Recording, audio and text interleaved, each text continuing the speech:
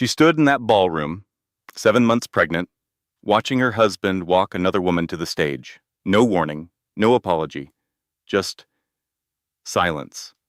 And the entire room watched. The cameras flashed, the applause was thin, and Olivia Bennet, the woman who painted a nursery alone, who whispered prayers to her unborn child every night, who believed in him when no one else did, she just stopped breathing for a moment. Then she turned around, and she walked out. That was the night Alexander Grant made the biggest mistake of his life. Because he thought he was throwing away a wife, he had no idea he was awakening a force that would bring his entire empire crashing to the ground. What happened next will shock you. The betrayal goes deeper than an affair. The woman he chose, she wasn't just his mistress, she was his accomplice. And the quiet, heartbroken wife he abandoned in Brooklyn, she was already building the case that would destroy them both. Stay with me, because this story is not about a woman who was broken. It's about a woman who refused to be. The most dangerous person in the room is the one everyone underestimated. If you believe that real strength is born from the darkest moments, hit that like button. Drop a comment and subscribe, because this community is built for people who never stop fighting for what's right. I think in that moment, something stronger than her pain began to grow. Because right then, Olivia must have decided to disappear from his world completely. And if he ever looked for her, he would find nothing. I knew Olivia Bennet never wanted to be a tabloid headline. To the world, she was the elegant wife of Alexander Grant, the king of Wall Street. But behind all that, she was still the girl from a small town in Ohio, raised by a single mom who worked 2 jobs just to make ends meet. Olivia learned about sacrifice and dignity early on, and how to hold on to it when the world tried to tear it down. At 30 years old, she wasn't a social climber, hungry for the spotlight. She was an interior designer, passionate about making warm, real spaces where families could feel whole. Her work wasn't glamorous, but it was honest. Every chair she chose, every color she painted, was about creating a sense of belonging. That's all she ever really wanted: a family of her own, a home filled with love, not just expensive art and designer furniture. When I first saw her with Alexander, he seemed like her dream come true. He was older, confident, a total powerhouse. He swept her up in a whirlwind of roses, fancy dinners, and promises whispered against the New York skyline. For a girl who had worked so hard for everything, his attention must have felt like a miracle. He said she was his muse. She believed him, even when some of us worried that a man like him loved power more than people. For the first few years they were married, I watched Olivia try so hard to be the perfect wife. She learned how to smile at galas, how to pose for photographers, and how to hide her exhaustion when the gossip columns criticized her clothes. Still, she clung to the hope that their marriage was more than a performance. And when she found out she was pregnant, she must have thought that was it. The moment he would finally soften, the moment they would finally build the family she dreamed of. But the pregnancy was hard on her. There were nights she was sick, and quiet afternoons she spent all alone in their penthouse, while her husband was always busy. He barely asked how she was feeling. Instead, he was always in meetings, on calls, and staying out late, leaving her to wonder if work was the only thing keeping him away. Olivia probably told herself it was temporary, that he would change once he held their baby.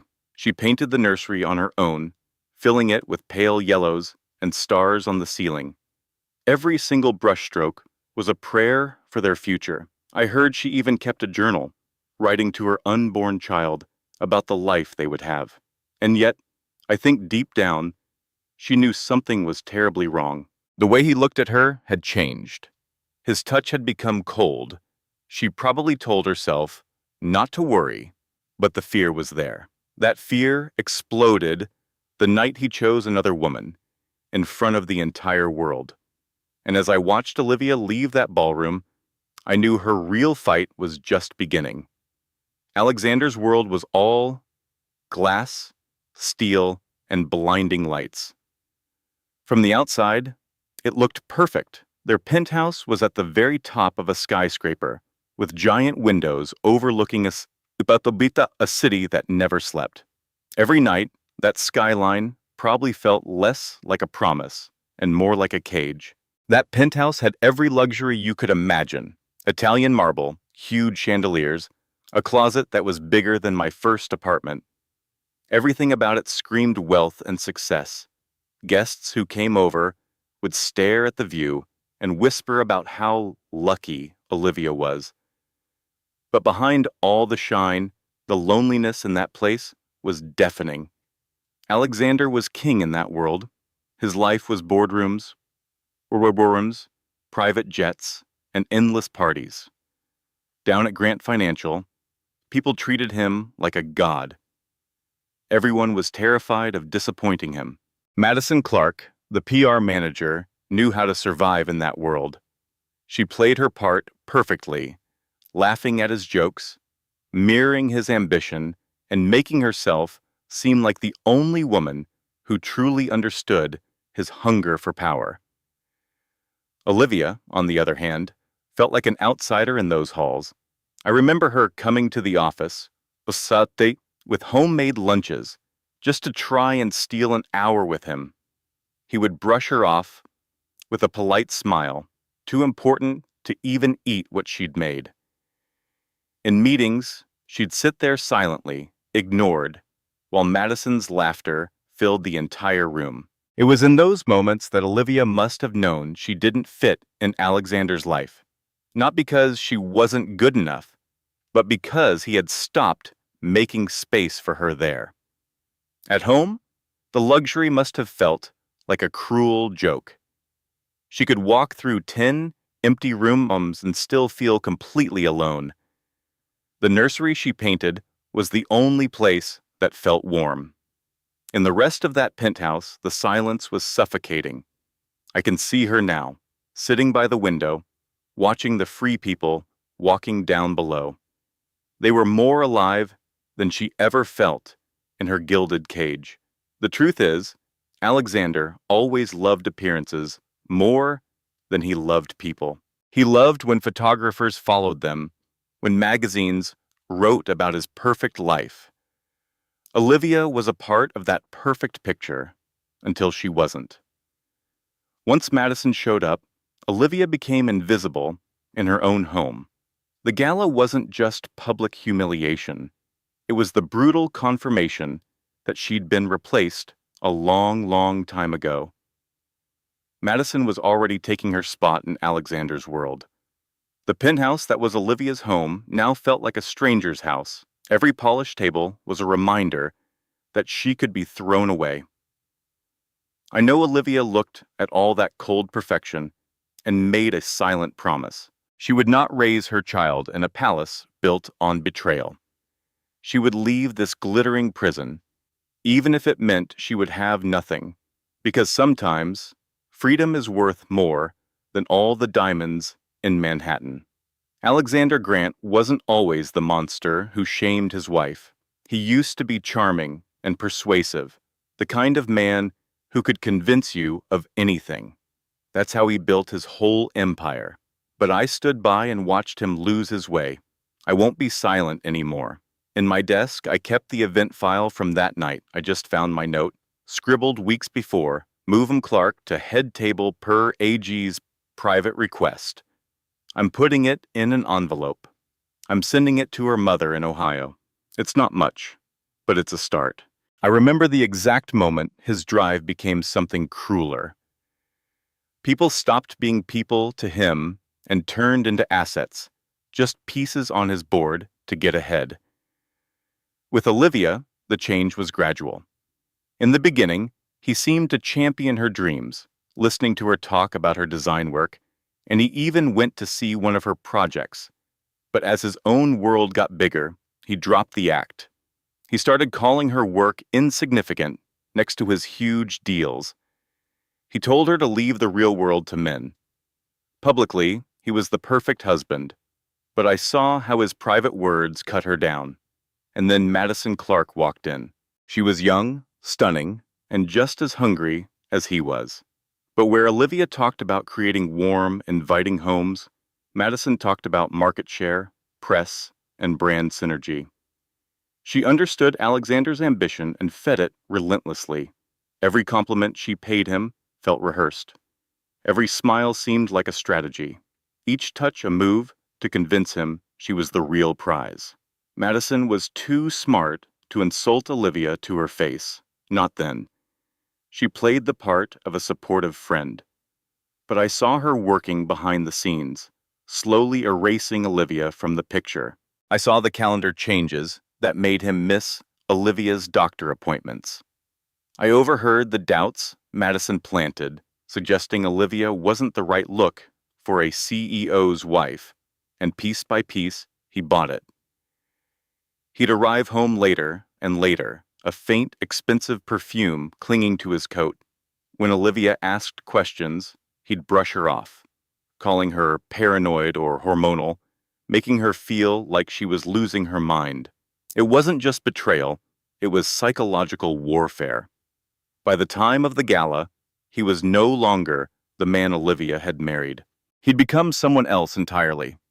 A man so full of himself, he could stand before hundreds of people and cast aside his pregnant wife like a forgotten coat. Madison didn't have to lift a finger. She just stood by his side, shining and victorious while he did the dirty work. To him, Olivia was already gone. To Madison, she was a battle already won. But they both miscalculated. They never saw the quiet resilience Olivia possessed. The woman they thought they had shattered was about to start over. One where his ego and Madison's schemes would finally be exposed, and as their empire built on lies started to crack, Olivia would be the one left standing. The gala should have been her night. I watched her arrive, dressed so carefully in a flowing blue gown that draped over her pregnant belly. I think she hoped he would look at her and remember the life they were supposed to build together. Instead, he made her the spectacle of his treachery.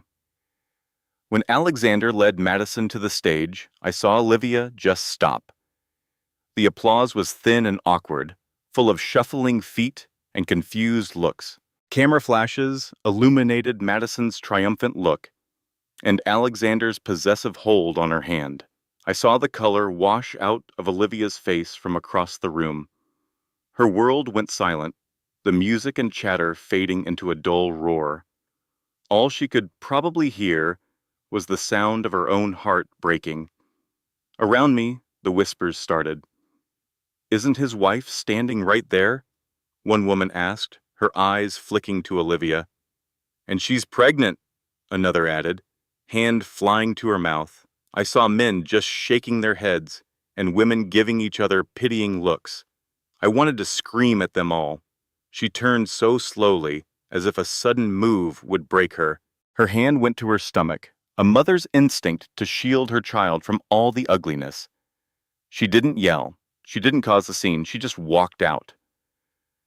Every step she took on that marble floor seemed to echo with shame. And behind her, he never said her name. Madison didn't even look her way. The betrayal was absolute. Outside, the frigid New York air must have felt like a slap. I watched from the window as Olivia clutched her purse, refusing to cry where anyone could see. She stumbled to the street, the city lights blurring through her unshed tears. She raised a trembling hand for a cab. I could only imagine the driver glancing at her, asking if she was okay. I pictured her giving a small nod, her voice a whisper. "Brooklyn." Just that. Once inside, I knew the tears would come. I imagined them streaming down her face. Her forehead pressed to the cool glass as the city flew by. Every shining tower, a monument to the man who had just torn her life apart. I thought about the nursery she'd shown me pictures of, the journal she kept for her baby. She had dreamed of telling her child about a father who was a hero, who would keep them safe. Now that was all gone. I saw her in my mind's eye, wrapping her arms around her belly, whispering, "I will protect you. I don't know how, but I will. You deserve so much more than this." Her voice was probably broken, but there was a flicker of something else in it. Resolve. The cab dropped her at a simple building in Brooklyn, a world away from Manhattan's glare. She paid the driver, her hands unsteady, the beautiful gown now just a heavy, tear-soaked shroud. She didn't know what would happen next. But I knew one thing for sure. Her days of being invisible were over. From the ashes of that night, a new Olivia was going to be born. Those first weeks had to be the worst. She went from marble lobbies to a small, rented room with peeling paint and the faint, musty smell of an old building. The place was tiny, a single bedroom with a rickety bed and a lamp that probably flickered. It was the complete inverse of the penthouse she'd been forced from. Yet, I hoped that for the first time in ages she felt a small sense of control, even if it was buried under fear. I imagined she kept the blinds drawn, afraid of being seen. Alexander's world was everywhere, on the news, in the papers, on every street corner. She had to avoid it all. She wouldn't have wanted to see his face or hear his name. The quiet in that small room must have been crushing. The nights would have been the hardest. I pictured her, sitting on that bed, her hands on her belly, talking to her baby, because there was no one else. "It's just us now," I can almost hear her murmuring. "I don't know what I'm going to do, but I promise I'll figure it out." Food would have tasted like nothing. She probably forced herself to eat toast or soup just because she knew the baby needed it. Maybe she even forgot her vitamins sometimes, too swamped by grief to remember. Her own reflection must have looked like a stranger, pale with puffy eyes and tangled hair. The woman who once glowed at events was gone, replaced by a tired person trying to survive in a city that had turned its back on her. The weight of it all must have felt crushing, replaying that awful night again and again. Madison's smug face, Alexander's hand holding hers while Olivia was forgotten. The humiliation was a fresh wound that wouldn't stop bleeding. But I hoped that underneath the pain, something else was stirring. Anger. It would have started quietly, a memory of the years she gave him, the support she offered, the love she invested in a man who discarded her so easily, a memory of the nursery, the journal, the promises. He had taken so much, but he hadn't taken her child. I prayed she'd find that journal. Her hand would shake, but the words would feel like a cure. "You are the reason I have to fight. What he did won't break us. We will get back up." It wasn't full-blown strength, not yet, but it was a seed. In that lonely apartment, Olivia was falling apart. But in the cracks, resilience was taking root. Then fate intervened, and I was given a chance to help. About 3 weeks after the gala, I took an office temp job, and on my first day, Olivia came in for an appointment she'd been avoiding. The baby had to come first. She wore a loose hoodie, her hair in a messy ponytail, just trying to blend in. The waiting room was filled with other expecting mothers, buzzing with a life Olivia was now shut out of.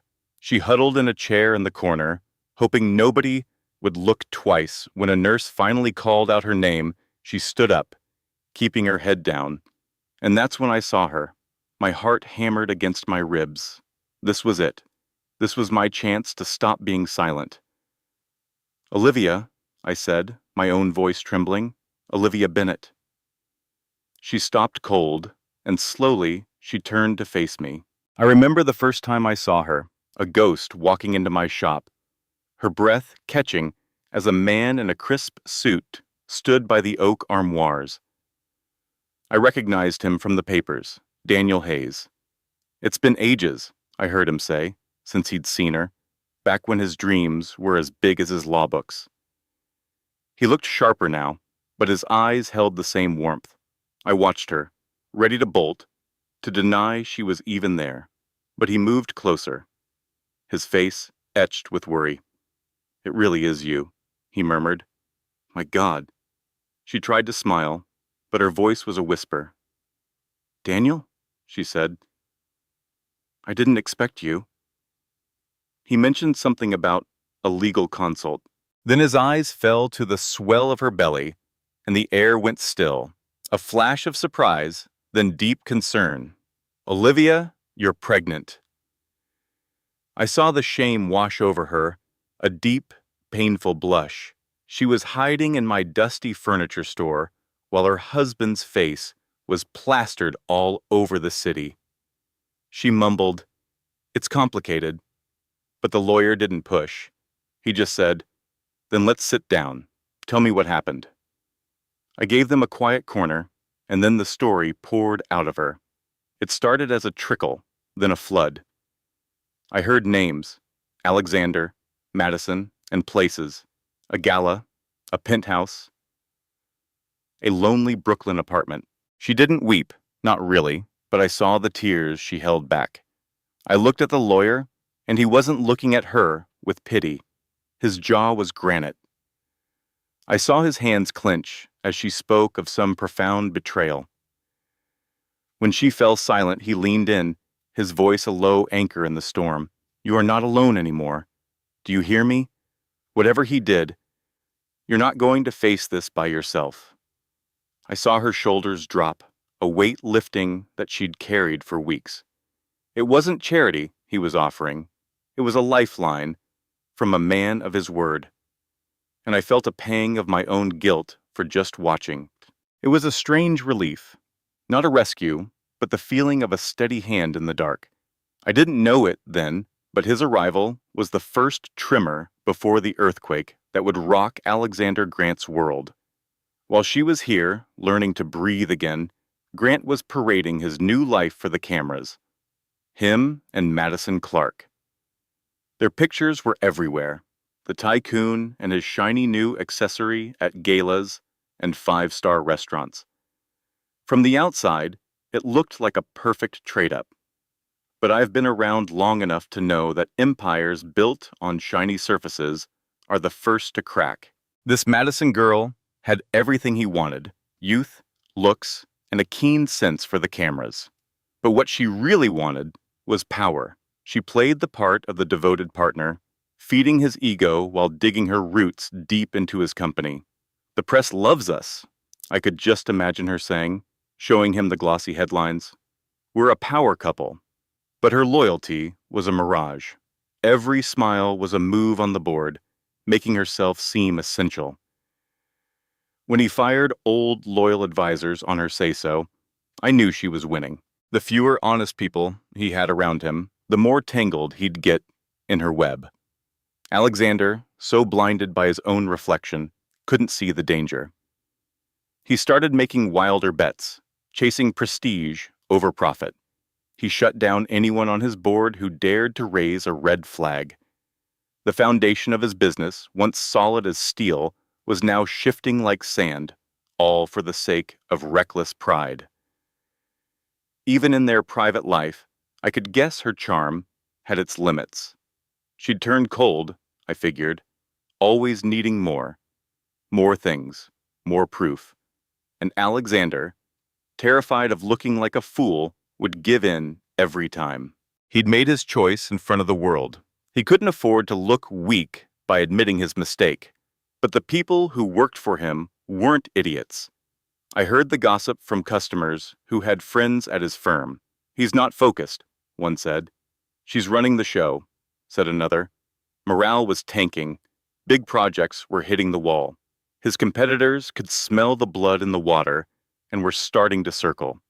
Alexander kept up the act, barking orders and ignoring the looks he got in the hallways.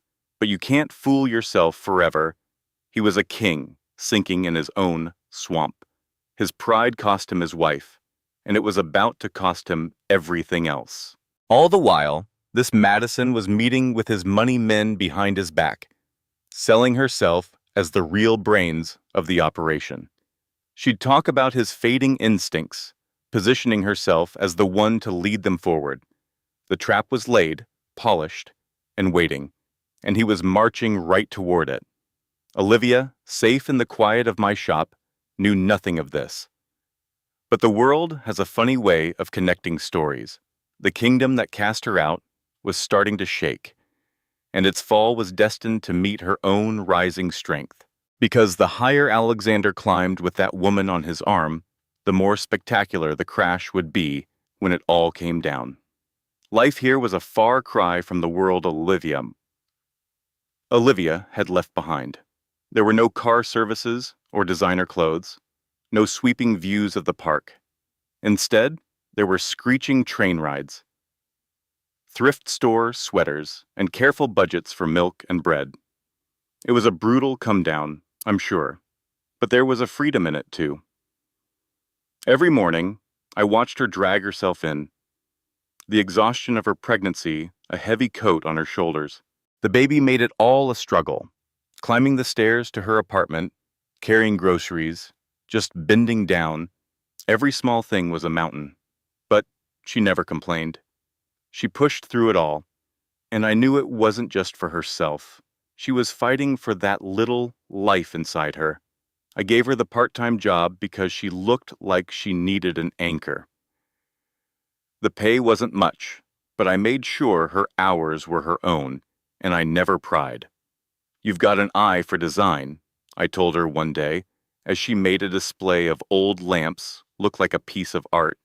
"Don't ever let anyone tell you different."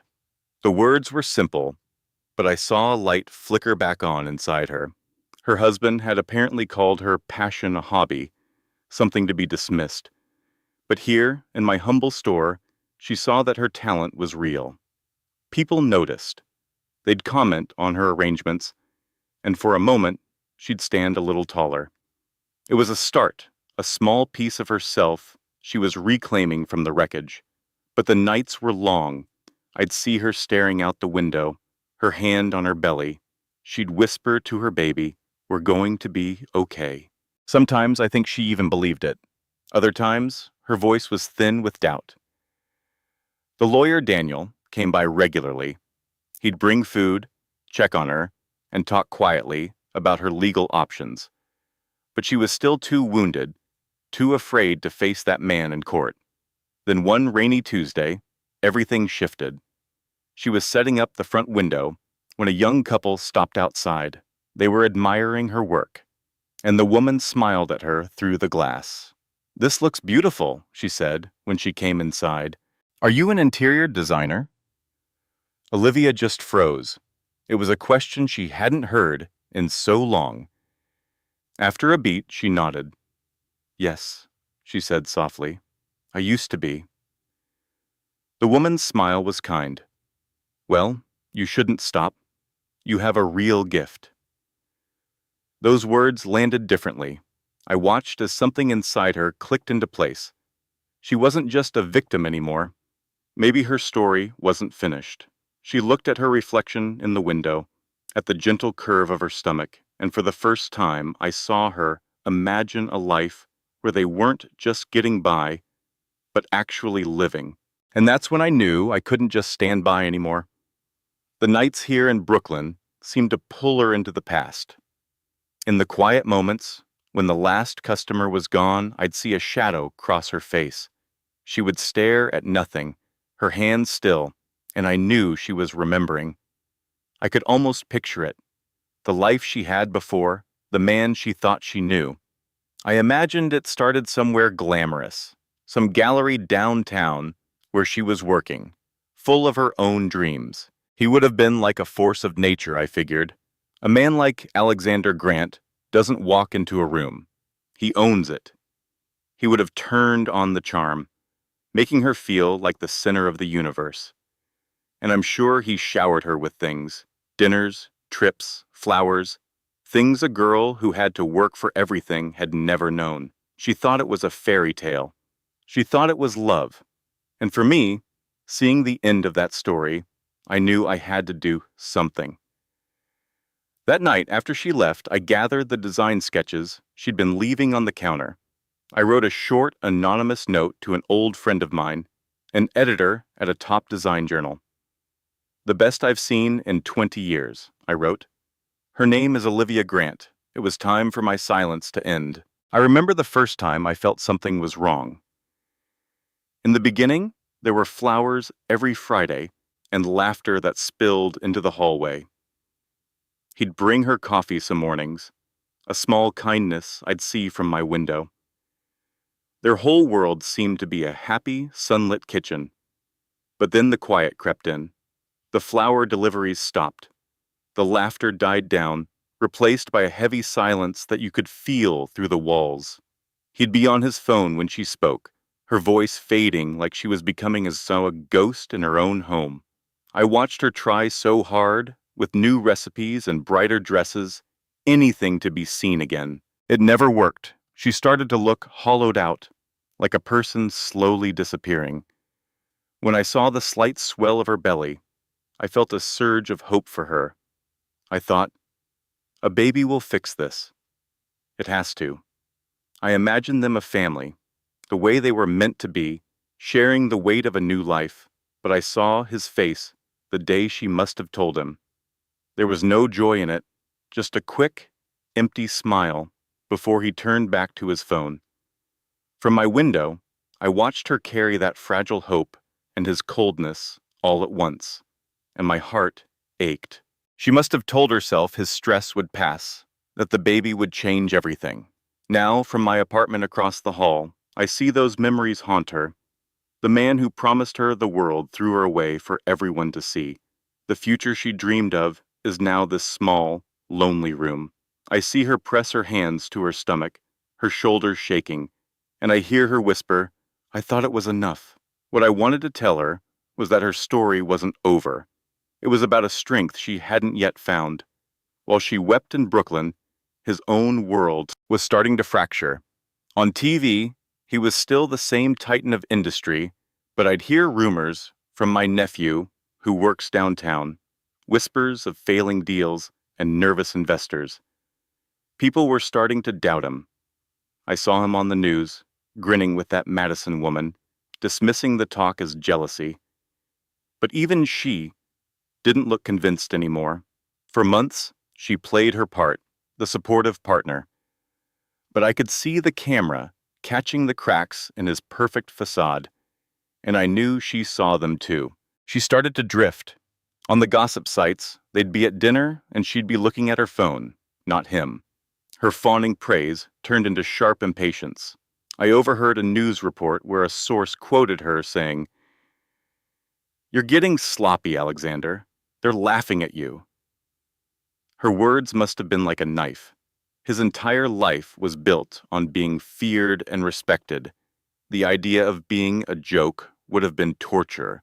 So instead of fixing his mistakes, he got meaner, firing people who'd been with him for years, replacing them with yes men. And Madison saw her chance.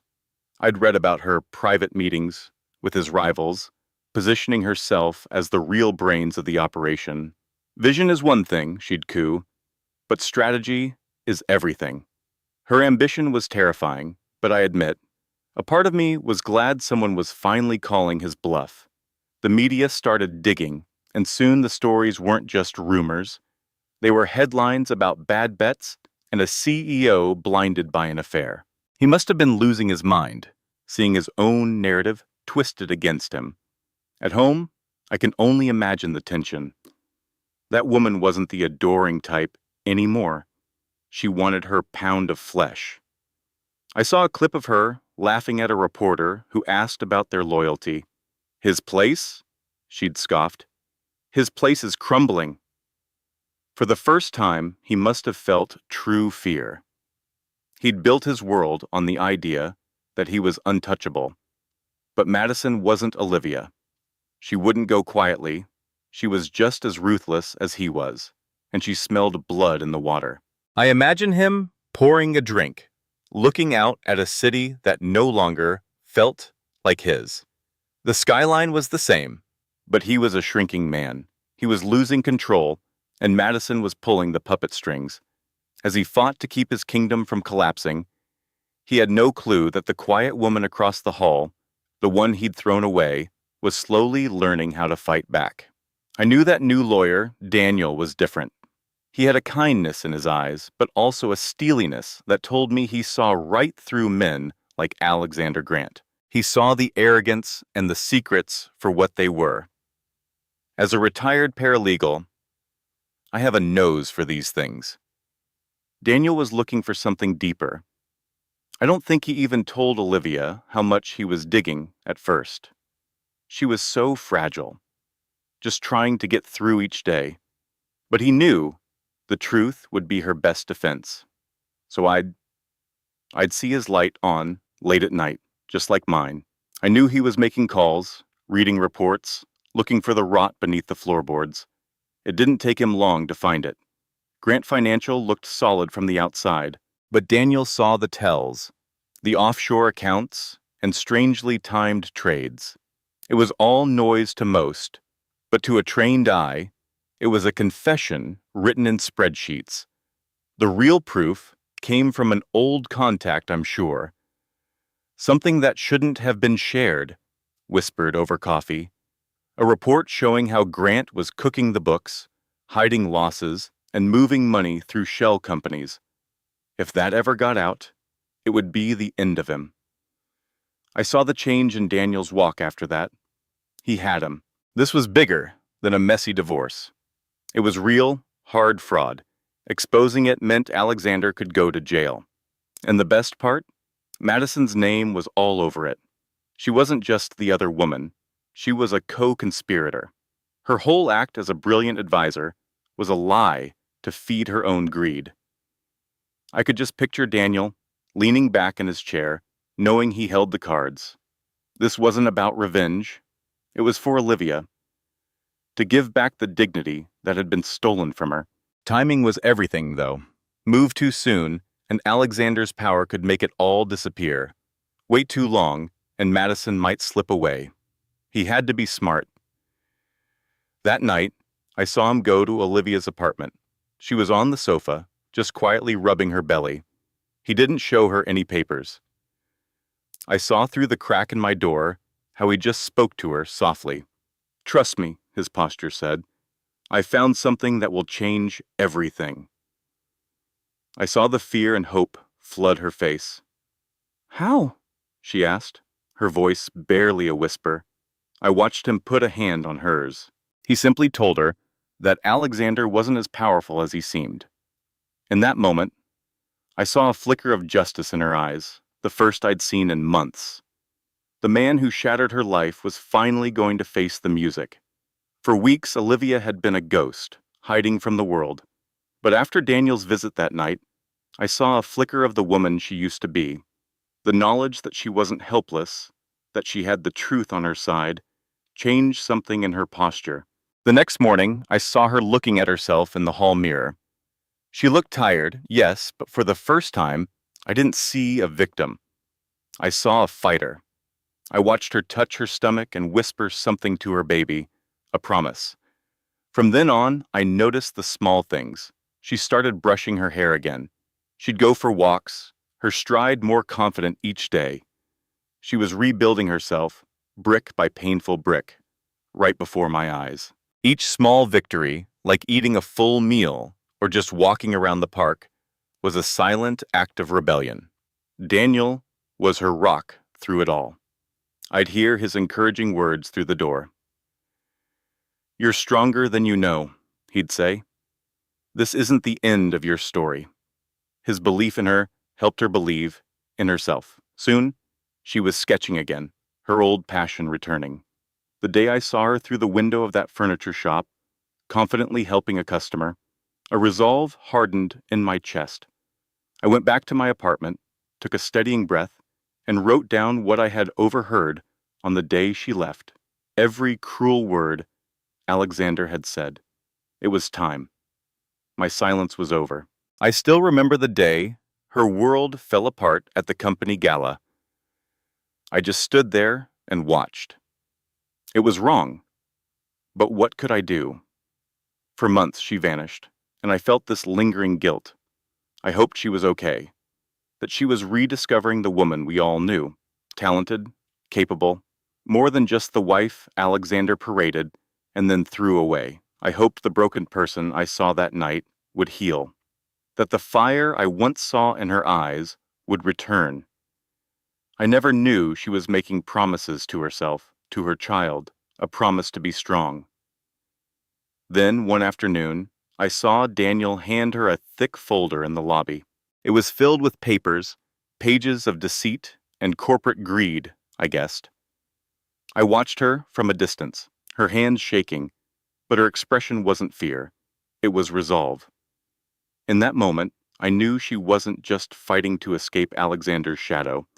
She was fighting for everyone he'd ever stepped on to get to the top. I saw her look at Daniel, her voice too low for me to hear, but her posture firm. She was fighting for herself, her baby, and the woman he'd tried to erase. For the first time in months, her back was straight, her head was high, and her eyes burned bright. The discarded wife was gone. A warrior was taking her place. The boardroom at Grant Financial felt like an icebox that morning, all glass and cold steel high above the city. We were all gathered around that giant table, whispering, when Alexander barged in. He looked like a thundercloud in a perfect suit, his jaw clenched tight. He was seething. More rumors about his bad deals had gotten out, and the investors were getting nervous. He threw a folder down. "We're not here to worry," he snapped. "We're here to show everyone who owns this town." But right then, before he could start his usual tyrant speech, the doors swung open. We all turned. The room went dead silent. It was Olivia Bennet. She looked nothing like the heartbroken woman from the gala. Her hair was done, her suit was sharp, and she stood tall and steady. She radiated a quiet power, one hand resting on her stomach, her gaze fixed on Alexander, completely unwavering. For the first time I can remember, Alexander Grant was speechless. "Olivia?" he stammered, his voice a whisper, like he was afraid she was a ghost. All the executives just stared, confused. I glanced at Madison, sitting next to him. She froze, not expecting this at all. That plastic smile of hers started to crack as Olivia strode forward, the sound of her heels echoing on the floor.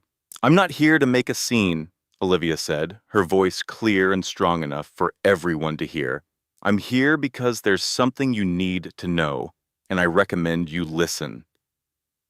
She placed another folder on the table, Daniel's evidence, all laid out.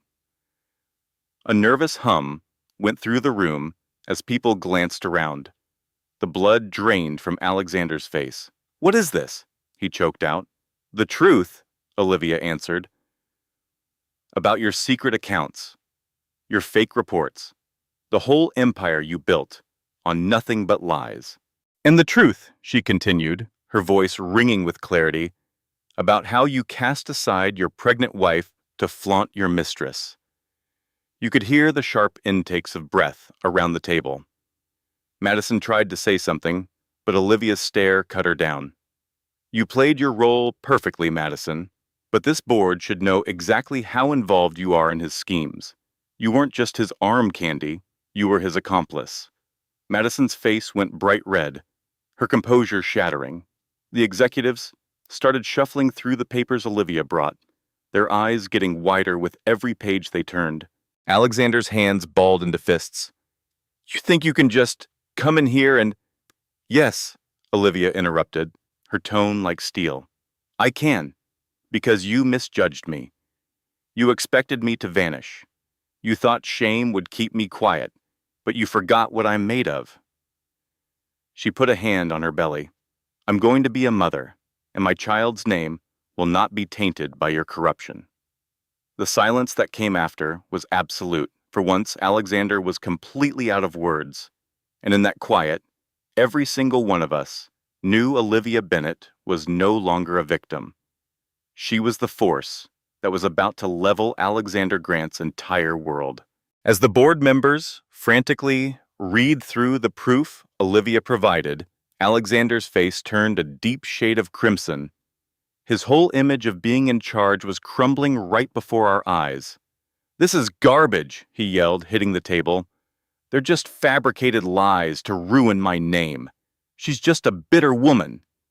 He glared at Olivia, trying to intimidate her, but she didn't even blink. "Is it?" Olivia's voice was dangerously calm. She tapped a page in the file. "These transfers went to fake shell companies. They lead to untraceable accounts. And that's your signature authorizing them. Care to explain that, Alexander?" The room was silent again. Everyone looked at him. I saw Madison shifting in her chair, looking trapped. For weeks, she'd been pulling strings from the shadows, but now the light was on her. She wet her lips, her confidence gone. An older executive looked at her. "Ms. Clark, your signature is on these as well. Would you like to explain your part in all this?" That was it. Her mask broke. Madison sat up, her voice suddenly cold. I followed instructions. Everything I did was under Alexander's orders. If there was any wrongdoing, it was his, not mine. Alexander spun toward her, his eyes blazing. "You snake," he hissed. But she was just getting started. She leaned in, speaking directly to the board with a practiced look of a wronged victim. I tried to warn him. I said these methods were too risky. He wouldn't hear it. I was pressured into following his lead. My hands are clean. That betrayal hit Alexander hard. I could see it. The woman he'd destroyed his marriage for was now throwing him to the wolves to save herself. He tried to get a grip, but it was too late. The room had already turned. A board member spoke up. "If this is real, we're looking at a federal case. Our shareholders will revolt." "We can't let him sink the entire company," another agreed grimly. "We may have to discuss his removal." Alexander's voice cracked with desperation. "You idiots can't run this place without me. I made this company. You're all here because of me." But Olivia's voice sliced right through his rant. "You made it with lies, Alexander. And a house of lies always falls." Just then the boardroom doors flew open, and we heard the shouts of reporters. Someone had tipped them off. My heart hammered in my chest. That someone was me, my small, terrifying act of justice. Madison calmly picked up her purse, her smile razor sharp. "Good luck with your explanation," she whispered to Alexander, then glided out of the room, abandoning him to the chaos. Alexander just collapsed into his chair, looking pale and defeated. For the first time, he wasn't the hunter. He was the one being hunted. And as his world started to burn, I watched Olivia walk out with her head held high. She wasn't the woman he broke anymore. She was the one who broke him. The fallout was instant. The second he left that room, the press mobbed him. A storm of microphones and flashing cameras. "Mr. Grant, did you cook the books? Did you coerce Madison Clark? Where's your wife?" He just shoved his way through them, his face a mask of pure rage. I heard he tore his penthouse apart hours later, coming in looking like a wild animal. The man who always seemed invincible was finally cornered. The office gossip was that Madison was there, waiting with a glass of wine, acting like nothing had happened. "You made me look like a fool," he must have roared. "You sold me out to the board." I can just picture her cool, indifferent smile. "I saved my own skin. You were going down, Alexander, and I wasn't going with you." I imagine his jaw tightening. "After all I did for you? After I put everything on the line?" And I can hear her laughing. "Let's get real. You risked nothing for me. You used me to get what you wanted, and I used you. It was a transaction. But the game's over, and you lost." He probably moved toward her then, blind with fury. "You think you're getting out of this without me?" Her laugh would have been sharp and cruel. "I know I am. The investors are already calling me. They need a new leader. Your history." Those words must have been the final blow to his empire, his name, his pride. It was all gone, And the person hammering the last nail in his coffin was the very woman he'd chosen over his own family. He might have reached for her, but I picture Madison pulling away in disgust. "Don't you dare touch me," she'd have snapped. "You're pathetic and desperate. I was after power, Alexander, not some washed-up king clinging to a broken throne." With that, she would have grabbed her things and walked to the door. I can almost hear his voice break as he yelled her name, begging her not to leave him. But she never looked back. The sound of that door slamming shut was the echo of his entire world ending, and I helped make it happen. Model. The echo of his ruin reached all the way to my cubicle on the 20th floor. I remember the silence that fell over our office when the first real news broke. He was up there, alone in his penthouse, finally afraid of the quiet. I watched him trade a queen for a pawn, discarding Olivia for Madison, who only loved his ambition. Now his kingdom was collapsing, and the weight of my silence felt like a stone in my gut. I hadn't seen Olivia since security escorted her from the building months ago. I'd heard the whispers she was expecting, and I'd picture her alone in some small apartment. That night, when she must have gone into labor, I was just trying to ignore my guilt. I should have called her. I should have done something. But then I saw Daniel race from his desk, his face pale with worry, and my heart just sank. I knew it was her, and I knew she was alone. I remember the first time I heard it through the thin apartment walls, his voice, sharp as broken glass, and then her quiet sobbing. I told myself it wasn't my business, but the night she went into labor, I couldn't ignore the terror in her voice. "The baby's coming. Help me, please." I stood frozen in my doorway as a young man, Daniel, rushed to her side. I watched him guide her down the hall, his face a mask of focus, while hers was twisted in pain. I watched them disappear into a cab, a silent witness to a fear I felt but did nothing to soothe. At my window, I prayed they'd make it in time. The hospital, with its sterile lights and urgent sounds, felt a world away. I imagined her lying there, frightened and alone, and cursed Alexander Grant. I'd seen his slick smile in the hallway, but I'd also heard the monster behind the door. He wasn't there for her that night, and I knew he never would be. I hoped that boy, Daniel, was enough.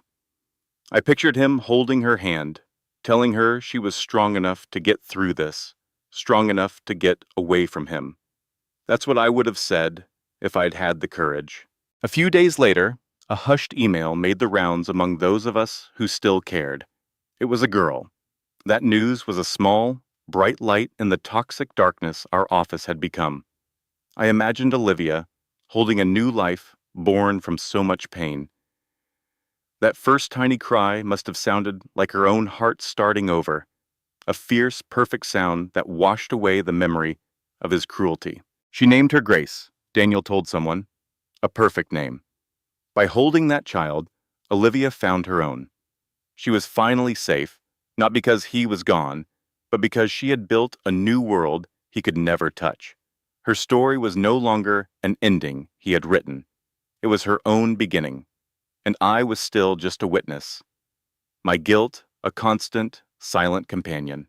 While Olivia was wrapped in the peace of new motherhood, the world we knew was coming apart. The first news alerts hit my phone like a shockwave. Daniel's digging had struck gold. The headlines were ruthless, screaming of fraud and scandal. The reporters outside our building were like vultures circling. The whole company was cracking, and I knew it was built on his lies.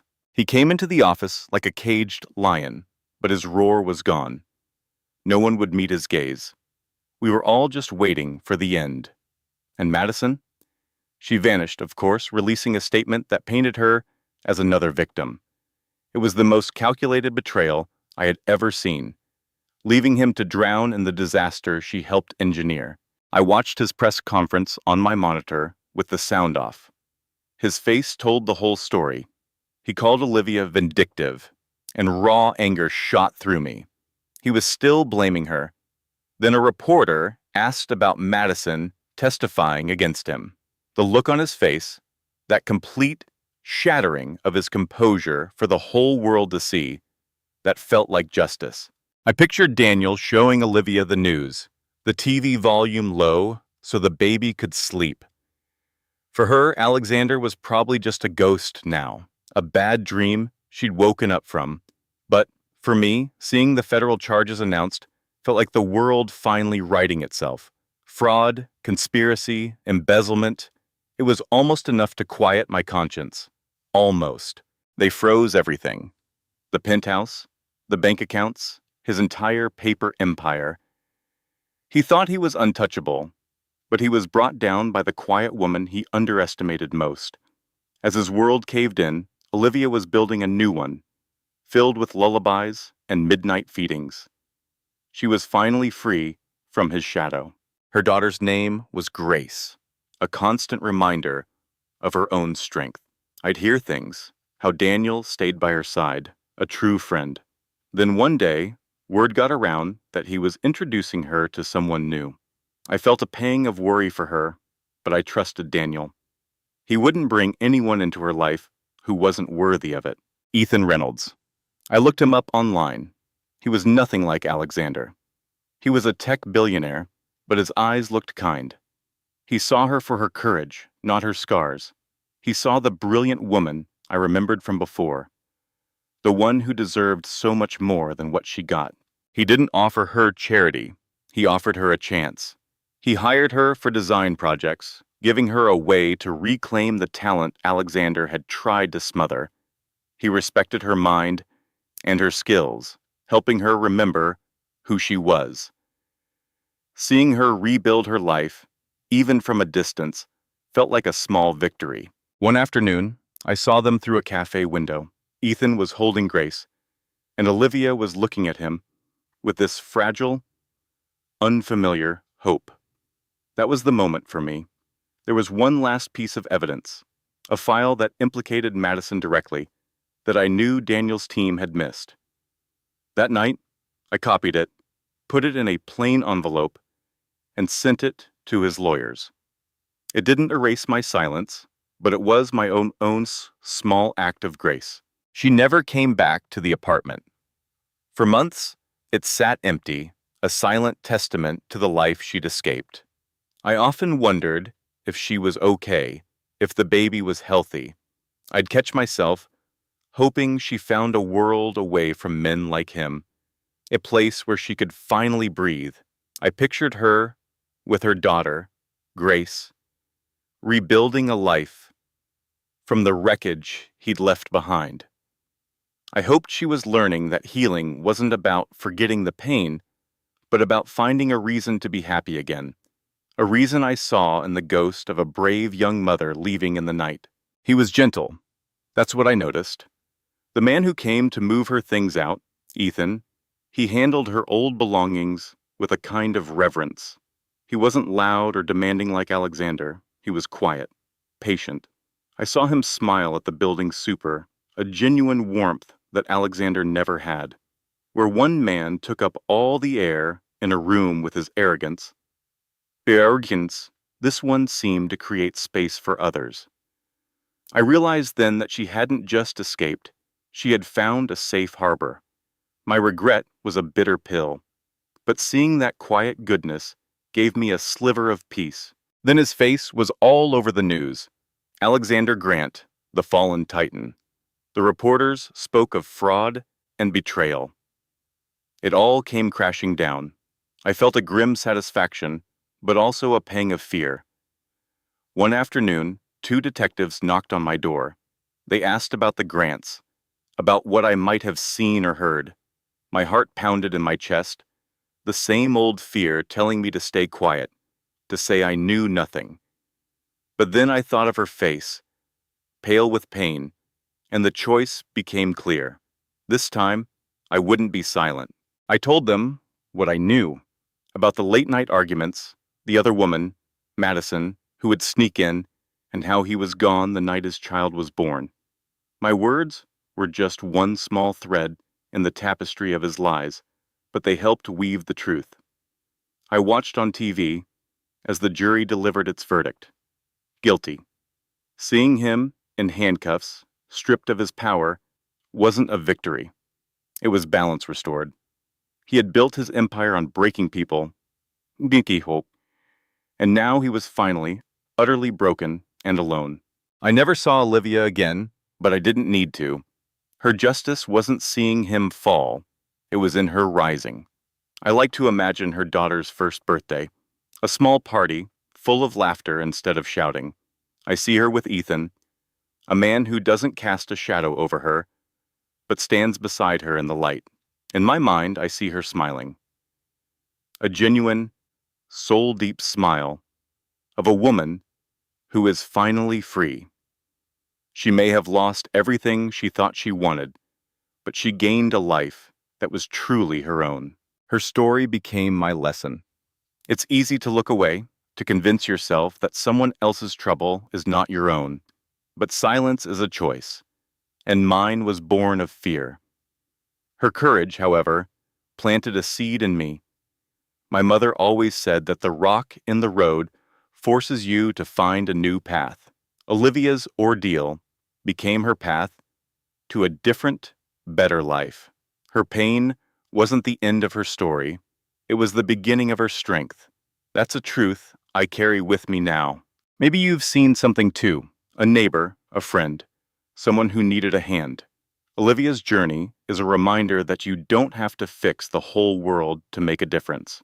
Sometimes, just speaking the truth is enough to change a life. If this story means something to you, pass it on. Let it be a nudge for someone else who's standing silent in their doorway. Subscribe and join a community that believes in speaking up, because we all have the power to help turn darkness into light. You just heard Olivia's story, and I want you to sit with it for just a moment, because this isn't just a drama. This isn't just about one woman, one cheating husband, one cold penthouse in Manhattan. This story is about something that happens every single day. To real people, in real living rooms, in real marriages. And most of the time, the world never sees it. Olivia didn't have a hero waiting at the door. She didn't have a safety net. She had a small, rented room with peeling paint, a flickering lamp, a baby growing inside her, and a heart that was shattered into pieces. And she still chose to get up the next morning. That is not a small thing. That is everything. Silence has a cost. The first lesson this story gives us is one that most people never talk about. Silence is a choice, and it has consequences. Think about every person in this story who watched and said nothing. The co-worker who saw Alexander dismiss Olivia at the office. The neighbor who heard the arguments through the walls. The assistant who knew about the seating change at the gala. The one that announced the affair to the entire room. They all stayed quiet. And here's the hard truth. Silence doesn't protect the innocent. It protects the guilty. Every single one of us has stood in a doorway, watching something wrong happen, and told ourselves, "It's not my place. It's not my business. What can I even do?" But Olivia's story shows us something powerful. When people finally spoke, when the neighbor talked to the detectives, when the assistant sent that envelope, when Daniel started making calls, that's when the truth could no longer be buried. You don't have to fix everything. You don't have to be a hero. Sometimes, all it takes is one honest word to change someone's life. The people who underestimate you are writing your origin story. Alexander Grant thought Olivia was soft. He thought she was decorative, a wife for the cameras, not a partner for the long road. He saw her passion for design as a hobby. He called her work insignificant. He left her alone in a penthouse night after night and told himself she wouldn't notice, wouldn't fight back, wouldn't matter once he replaced her. He was so catastrophically wrong because the things he dismissed about her, her patience, her quiet dignity, her deep sense of love and purpose, those were not weaknesses. Those were weapons she hadn't learned to use yet. And the moment she did, the moment she walked into that boardroom, one hand on her belly, the other holding the truth, even the most powerful people in that room went silent. Here's what I want you to carry with you. If someone has ever told you that you are too quiet, too soft, too ordinary, pay attention. Because history is full of people who were underestimated right up until the moment they changed everything. Your stillness is not weakness. It is preparation. What you build after the breaking is what defines you. There is a version of this story where Olivia stays broken, where the humiliation of that gala becomes the last chapter, where she hides in that small Brooklyn apartment forever, too afraid and too wounded to try again. That version exists. For a lot of people, that is where the story ends. But Olivia chose differently. She ate her toast even when it tasted like nothing. Because the baby needed it. She brushed her hair again. She took the part-time job. She helped a customer with a lamp display and remembered, this is who I am. This is what I do. He didn't take that from me. She didn't wake up one morning fully healed. Healing doesn't work like that. It was brick by painful brick. One small choice after another, made in the dark, made when no one was watching. That is the truest kind of courage.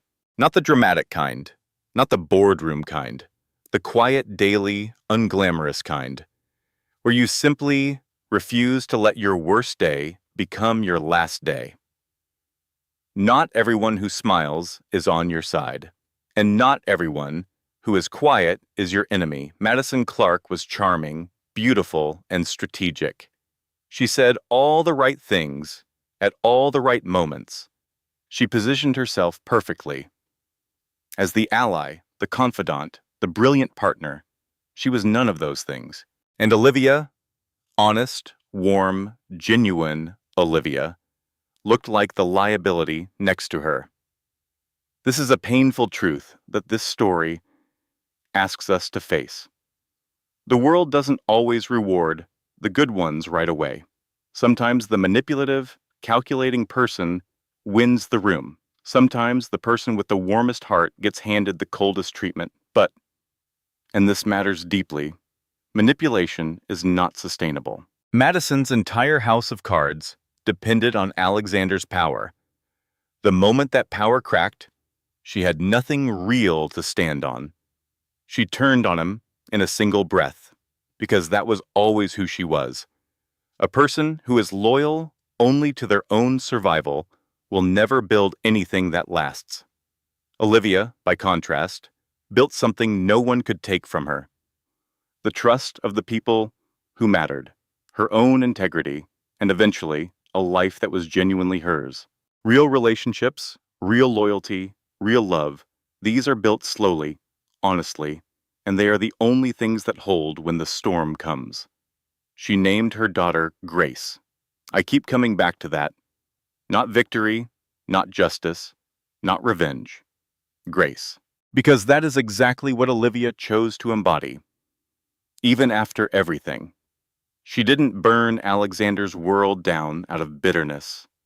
She walked into that boardroom because the truth deserved to be heard.